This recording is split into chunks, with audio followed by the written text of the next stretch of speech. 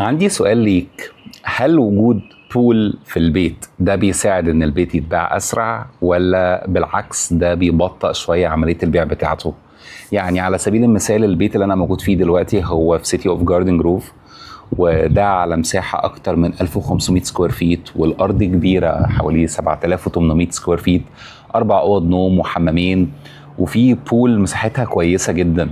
فهل وجود البول اللي ورايا ده هيخلي عليه الطلب أكتر ويتباع أسرع، ولا مش هتفرق؟ حابب اسمع رأيك في التعليقات علشان عايز اعرف التوجه العام، الناس بتحب اكتر الحاجات اللي بول ولا من غير، خصوصا في الجالية العربية عندنا.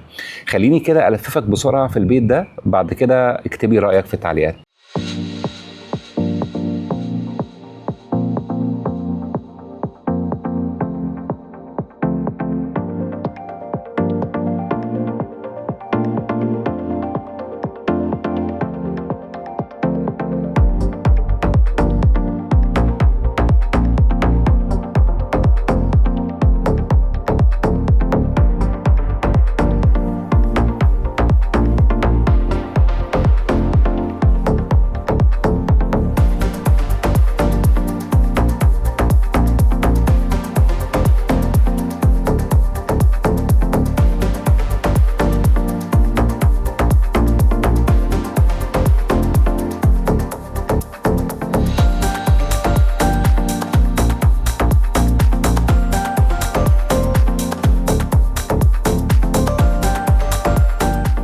البيت اللي انت اتفرجت عليه ده سعره اقل من $1,000,000 في مدينة جاردن جروف زي ما قلت في الاول.